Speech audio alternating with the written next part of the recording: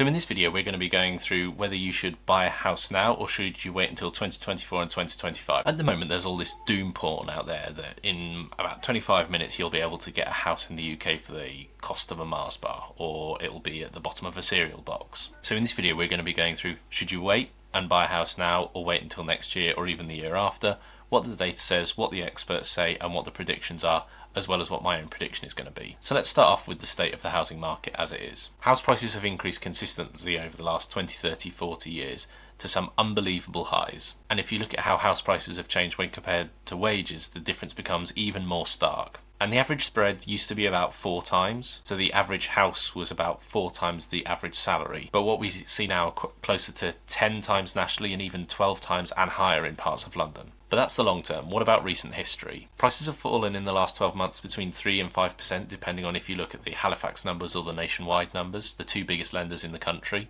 But they're still well above where they were pre-COVID. And to put this into a broader context, during the 2008 financial crisis, a crisis which was fueled by subprime mortgage loans that had been made to people with bad or no credit, and leverage had been pushed way beyond what would normally be accepted. Deals where you could finance 100% of the value of your house or even 125% of the value of your house.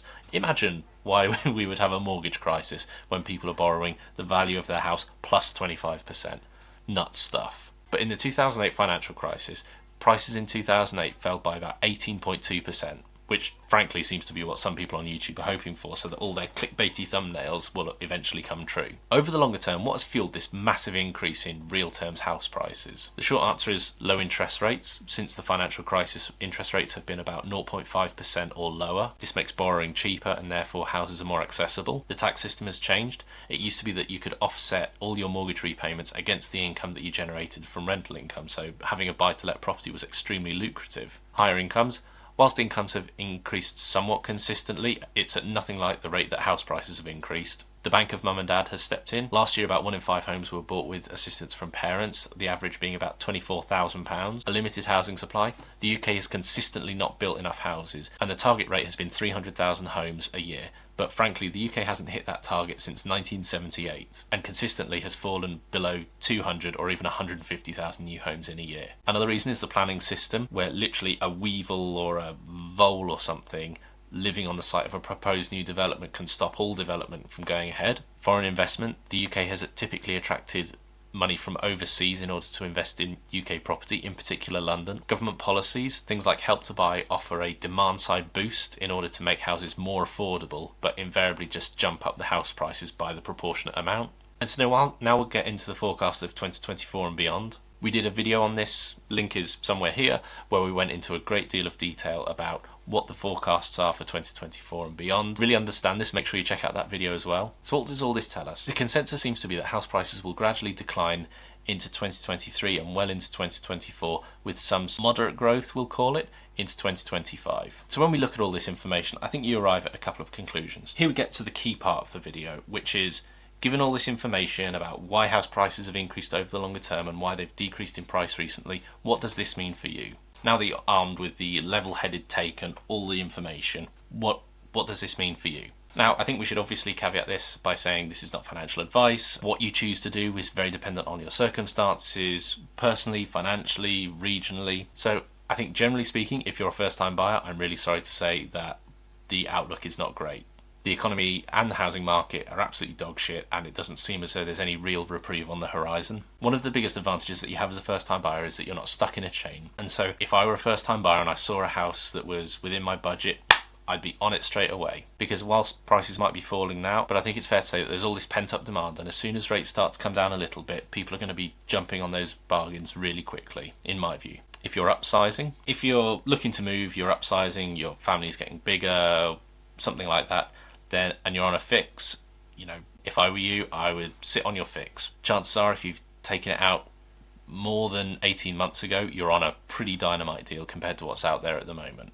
Bide your time and build your savings whilst you've got the benefit of a lower mortgage repayment, and then reassess your situation once your variable kicks in. If you're downsizing, maybe you're retired, your kids have moved out, and you've got a house which you have all but paid off the mortgage for, just sit tight. It's not cost. All these high mortgage costs don't affect you. You're getting probably a better rate on your savings than you might have done in the last, say, 10 or 15 years, and in all probability your home is going to form a decent chunk of your pension plan and fund your retirement. So potentially just sit on your hands until 2025, when the majority of the forecasts have prices increasing again. And we sort of touched on regional differences, which I really want to come back to, because as we talked about in the other video, the UK housing market is not this big, vast monolith, and every house is the same and every situation is the same.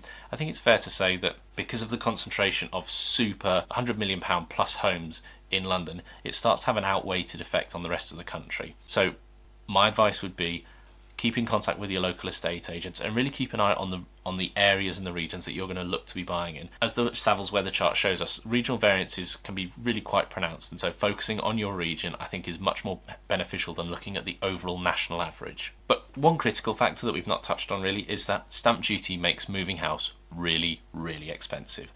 And so generally it's accepted that if you are not spending at least 5 to 10 years in a house, then you're not even making that much progress because you've had to fork out so much in stamp duty. So what am I doing?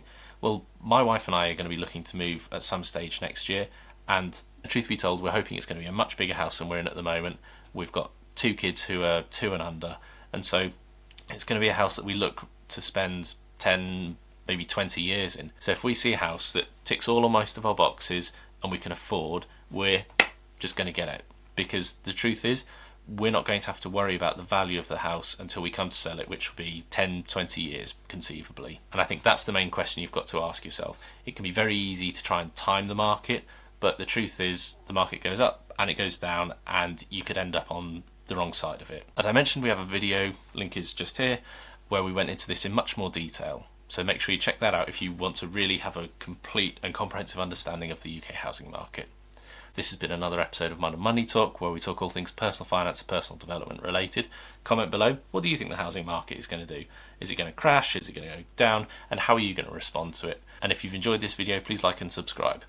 Peace out.